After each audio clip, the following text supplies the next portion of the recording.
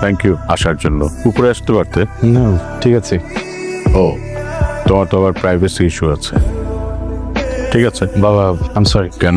Because তোমাকে মিসজাজ করেছি। ছোটবেলায় তোমাদের সেপারেশনের পরে মা তো সেটেল হয়েছেন, তুমি তো হতে পারোনি আমাদের জন্য। আমরাই সেখানে তোমাকে কথা শোনালাম। তুমি তো একটা মানুষ, তোমারও রাইট আছে নিজের জীবন বোঝানোর, নিজের ভালোটা বোঝার।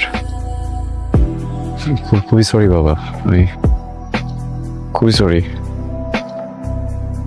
আমরা তোমাদেরকে একটা সুন্দর শৈশব দিতে পারিনি। তোমার মা এবং আমার দুজনেই প্রচণ্ড জেদ। আমাদের জেদের কারণে তোমাদের মধ্যে যে একটা ঘৃণা জন্মাচ্ছে সেটা বুঝতে পারিনি।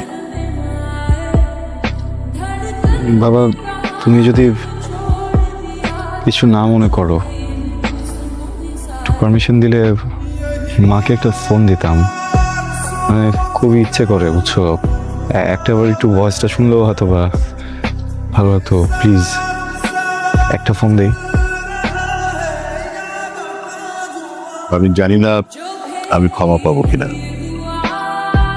তোমার মা ক্যান্সার পেশেন্ট ছিলেন। আজ সকালে সে মারা গেছে। সরি।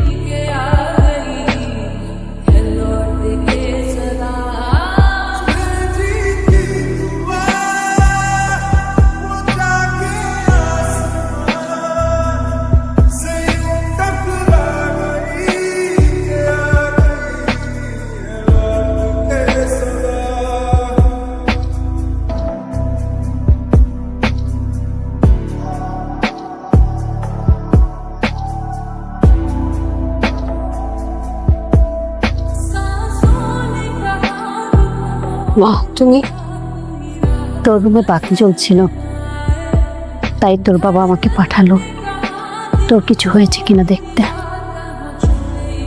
বাবা ঘুমিয়েছে মা? না,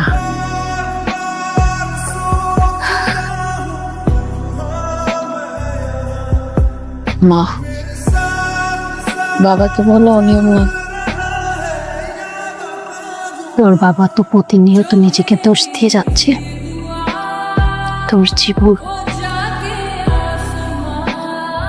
তোর আনন্দকে সে খুন করেছে, মাটি চাপা দিয়েছে। না মা, কোনো কিছুতেই কারো দোষ নাই, সবই নিয়তি বুঝছো। আল্লাহ হয়তো আমার জন্য এরকমই রাখছিল, আমরা বুঝতে পারিনি। আবার একটা কথা খুব মনে হয় জানো, ধরো কেউ একজন আমাকে শ্বাসরোধ করলো, তখন আমার মনে হবে অক্সিজেনের দরকার আমার